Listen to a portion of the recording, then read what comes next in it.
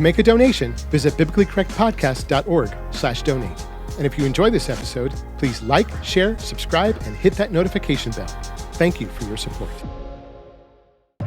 Are Messianic Gentiles second-class citizens? Welcome to the Biblically Correct Podcast.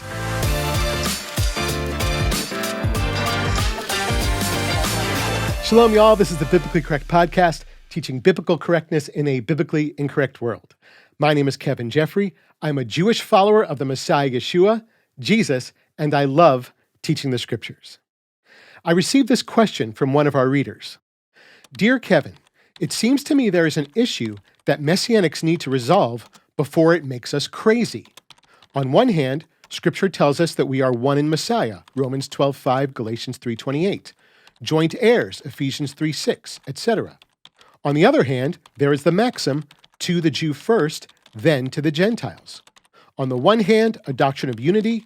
On the other, a doctrine of first and second-class citizens. Does the maxim to the Jew first have any scriptural basis? If so, how are we to understand it? What place is it to hold in the Messianic mindset?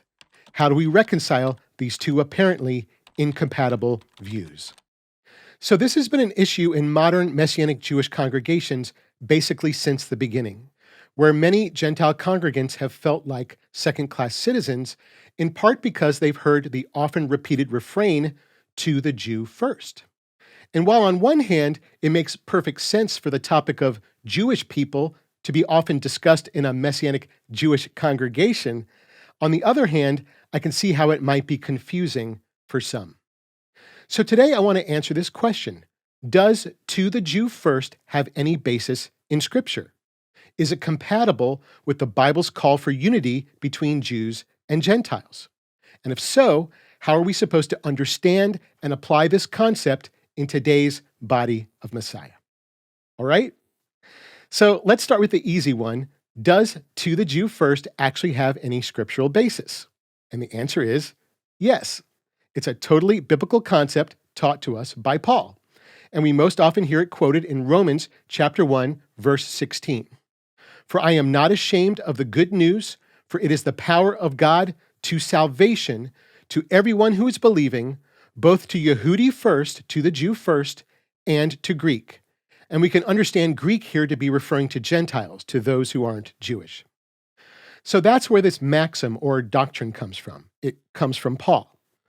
Now, the hard part. What does it mean? Well, let's break this down. First of all, what Paul's talking about in this verse is the good news and its power to save. And that's really the only context that I've personally ever heard to the Jew first used in a Messianic congregation, in the context of Jewish evangelism. There's the concept in the Messianic Jewish movement that there's a so-called present priority to sharing Yeshua with Jewish people. And this verse is used to support that concept. Although, as we'll see shortly, that's not really the point Paul's making here. But let's look more closely at the verse. First of all, Paul says that the good news is the power of God to salvation to everyone who is believing. Everyone. So Paul's writing this to the community of believers in Rome, which was an ethnically diverse community, just like everywhere Paul made disciples. So he's writing to both Jews and Gentiles. And so the whole letter of Romans is ultimately aimed at addressing a very specific problem they were having with each other. The Jewish believers and the Gentile believers were struggling with judgmentalism and pride toward each other. We see this arc starting in earnest in chapter 2, where Paul most directly addresses the Jewish pride toward Gentiles, and it culminates with him expressly addressing the Gentile pride toward Jews in Romans 11. So that's the broader context for this verse.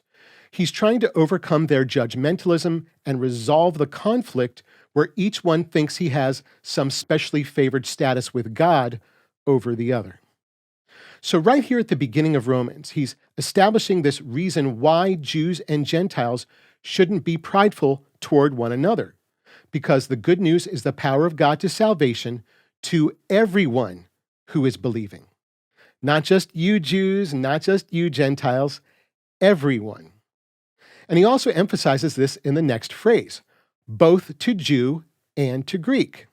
He says the good news is for everyone who believes, both Jew and Gentile. And that's completely in agreement and harmony with everything else Paul ever taught about the relationship between Jews and Gentiles. We're one in Messiah, joint heirs of the promise, and so on. So by saying everyone and both, he's conveying a type of equality among Jews and Gentiles, that as far as the good news and salvation are concerned, there's no difference between us. And yet, Paul stuck that nasty little word first in there, to the Jew first, which apparently screams of inequality. We reason that if one group of people is first, the other group must be second, and therefore unequal to the first. So let's see if this line of thinking plays out. Fortunately, Paul uses this exact same phrase, to the Jew first, in two other places in Romans, in chapter 2, verses 9 and 10. Taken out of context, verse 10 appears to make the divide between Jew and Gentile even worse. Paul says that there is glory and honor and peace to everyone who is working the good, both to Yehudi first and to Greek. So again, there appears to be this inference of inequality. While everyone who is working the good receive glory, honor, and peace, both Jews and Gentiles, the Jews get it first. It sounds like Paul's saying that God gives Jewish believers preferential treatment. But if we go back to verse 9, I think it'll help start to change our perspective. So at the beginning of chapter 2, Paul's laying into the believers for being judgmental toward each other, telling them in no uncertain terms that their own judgmentalism will result in their own judgment. Then in verses 8 and 9, Paul says, "But to those who are self-seeking and unpersuaded by the truth, but being persuaded by the unrighteousness, there will be wrath and rage. There will be oppression and distress upon every soul of man that is working the evil, both of Yehudi first and of Greek." So if it's preferential treatment for God to rain down wrath, rage, oppression, and distress upon Jews first, I'm not so sure I want to be God's favorite. Oppression and distress aren't really anything to envy or be offended by, is it? So what's going on here? First of all, we need to not get distracted by to the Jew first and miss the big picture of what Paul's saying. In all three of these verses, he's not teaching an inequality, but an equality. He's saying everyone who believes, and both Jews and Gentiles, receive the good news and salvation. Both receive glory and honor and peace, and both receive rage and wrath and distress and oppression. There's no inequality here whatsoever. We both get the good and the bad, and it's determined not by our ethnicity, but by our actions. In fact, this is exactly what Paul tells us immediately after all this, that God doesn't show favoritism in verse 11. Indeed, there is no acceptance of faces or favoritism with God. So if Paul is saying that Jews and Gentiles are actually equal before God, that we have no place to be judgmental or prideful because of our ethnicity, then what does Paul mean when he says that Jews receive all these things first? He's saying that the Jews' firstness isn't about preference, but position. It's about the order in which God called us, where he's placed the Jewish people in his plans, and the responsibility he's put on us to carry them out. While much of Christianity would like to forget the record and revise it, the inescapable fact is that God raised up Israel first to know and serve him. By choosing Israel to be a kingdom of priests and a holy nation, God made the Jewish people responsible for officiating and mediating the Gentiles' return to God. Even Yeshua himself teaches us that salvation is of the Jews. And yet, God chose Israel as his own treasured people, not out of favoritism. The Torah, in fact, calls Israel the least of all the peoples. He chose Israel in order to fulfill a promise and to bring restoration to the world. Maybe it'll help to think of it like this. Rather than God placing the Jew at the front of a line, where he'll receive not only the first blessings, but the best blessings, which would be favoritism, he's instead positioned the Jew first on the front lines, the front of a spiritual battle on behalf of all the nations. So when a Jew does as he was created and called to do the priestly work of restoring the nations to their Creator, as he takes that ground, he'll be first to receive salvation and glory and honor and peace, making a way for Gentiles to gain full access. Since, as Paul points out in Romans 9, 4, and 5, that it's Israel, the Jews, to whom belong the adoption as sons, and the glory, and the covenants, and the promises, and of whom is the Messiah Yeshua himself. But if the Jew fails to do his job, if he falters in that fight, as we've historically done for 2,000 years, then we'll be first to receive rage and wrath and oppression and distress from God, leaving the Gentiles in a state of disconnection and vulnerability. Because without that Messianic Jewish remnant, despite any individual Gentile salvation in Messiah, the body as a whole will remain spiritually incomplete and dysfunctional. Being first, then, isn't an issue of favoritism, but of seniority and obligation. The Jewish people have been made responsible for the salvation of the nations, just like an older brother is responsible to look out for and take care of his younger siblings. This is why Paul continues to elaborate about this special position for Jewish believers in Romans chapter 3, verses 1 and 2, where he says, "What then is the superiority of the Yehudi, the Jew? Or what is the advantage gained from the circumcision?" And again, much to the chagrin and confusion of many Gentiles, he says, "Much in every way." But then in verse 9, he makes sure to humble his Jewish audience by saying, "What then? Are we Jews better? Not at all." So Paul says that the Jew holds a position of superiority and has an advantage because of his circumcision, meaning because he's Jewish. And he's talking about that special calling by God as a priestly, set-apart people. It's an advantage because Jews are covenantally near to God, as Paul calls them in Ephesians. But then he says that this calling, this advantage, doesn't make the Jews any better, and he reaffirms our spiritual equality with Gentiles. And eventually, what Paul gets around to showing us, and this is key to understanding the entire concept of to the Jew first, is that this special position and advantage isn't to benefit Jews. God has put the Jewish people in this position for the benefit of Gentiles. Because this is what Paul says in Romans 11, 12, 15, and 16.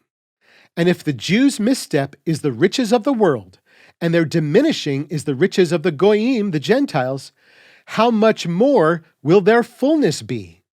For if the Jews' rejection of Messiah is a reconciliation of the world, what will their reception of him be, if not life out of the dead?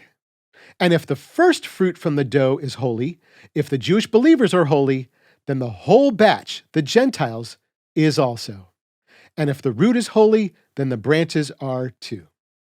So the Jew having an advantage or superiority or being first isn't a teaching about favoritism, but is a statement of the Jew's unique position and responsibility in God's plan for world salvation. When the Jewish people nationally receive Yeshua as Messiah and take up their mantle as a priestly nation and fulfill their calling, it will finally result in the restoration of the whole world to God. So by Paul repeatedly expressing our unequivocal equality before God as both Jews and Gentiles, while simultaneously pointing out the Jew's distinctive position and role, to the Jew first is simply establishing the facts and mechanics and inner workings of God's plan of reconciliation and salvation to everyone who believes. As goes the Jew, so goes the world. Life out of the dead. So when we put all this together, we see that to the Jew first is undeniably a clearly biblical teaching. Yet its meaning and practical application is almost always completely misunderstood. It isn't an explicit call to priority in evangelism, although the need to share Yeshua with Jewish people ought to be an obvious priority, especially given Romans 11 and how Paul literally always went to the Jew first. But more to the point at hand, to the Jew first definitely doesn't establish a caste system of inequality, making Gentiles into second-class citizens. The reason it's confusing is because there's a tension within what Paul's teaching us, that while there's a total equality between Jews and Gentiles in terms of salvation and our standing before God, such that there's no cause for judgmentalism and pride on either side, there are still distinctions that set Jews apart even within the body of Messiah. To the Jew first doesn't put Gentiles at the back of the line, but rather places Jews on the front lines, affirming the Jews' position before God, where they're the first to receive not only glory and honor, but wrath and oppression, depending upon whether we fulfill our covenantal obligation through faith in the Messiah, Yeshua. To the Jew first isn't in conflict with the Bible's call to unity between Jews and Gentiles, especially since in the contexts in which Paul uses it, he constantly exhorts us in and declares our spiritual equality before God. Paul repeats to the Jew first and acknowledges the Jew's position and advantage, not to esteem Jews or elevate them above Gentiles, but in fact to humble them by reminding them of the consequences of failing to fulfill their calling, to distinguish their unique responsibility and role before God, and to remind Gentiles that whether Jews are in Messiah or are broken off branches, we still have a special place in God's plan for the reconciliation and restoration of the world. We need to realize, with regard to Jews and Gentiles, but also in our society in general, that equal doesn't mean identical. Jews and Gentiles aren't exactly the same any more than men and women are. We're different, as it should be, as God designed and made us to be. And not only is it okay, but it's our Creator's beautiful plan for us to be united and equal with one another despite our diversity. As Paul writes in 1 Corinthians chapter 12, verses 13 and 14, "Indeed, in one ruach, in one spirit, we were all also immersed to one body, whether Yehudim or Greeks, whether Jews or Gentiles. And one ruach all were made to drink, for the body is also not one member, but many." Our salvation and blessings aren't determined by our ethnicity or any other immutable characteristic, but by our one faith through the one Spirit in the one Messiah, Yeshua. The message of both to the Jew first and to the Gentile then is dealing with the same pride, judgmentalism, and identity issues today as it was when Paul first wrote about them. We Jewish believers need to not consider ourselves more favored by God, nor can we fail to humble ourselves and refuse to accept the responsibility of our distinctive function. And Gentile believers need to not envy the Jews' unenviable position, nor seek to usurp from Jews that imaginary, more favored status, either through replacement theology or by appropriating Jewish distinctions. With zero spiritual difference between us, we need to be submitted to one another, clothe ourselves in humble-mindedness, and accept whatever God-designed distinctives there may still be. Because despite those distinctions, we're no longer alienated from one another as Gentiles of the nations and Jews of the house of Israel. But in our shared identity in Messiah, in our equality in Yeshua, we are now co-residents and fellow citizens of the household of God. Thanks for joining me for this episode of the Biblically Correct Podcast. If you like this episode and want to see us make more, then we need your help. Visit our website at biblicallycorrectpodcast.org to support the work of Perfect Word Ministries and MJMI with your much-needed donations. And of course, don't forget to like, share, comment, subscribe, and ring the bell to receive notifications whenever a new episode is posted. If you have any questions about this teaching, or if there are any other topics you'd like to see me cover, leave me a comment or shoot me an email at kevin@perfectword.org. That's kevin@perfectword.org. Until next time, remember that every scripture is God-breathed and profitable for teaching, for refuting, for setting aright, and for instruction that is in righteousness, so that the man of God may be fully equipped, having been completed for every good act. Shalom.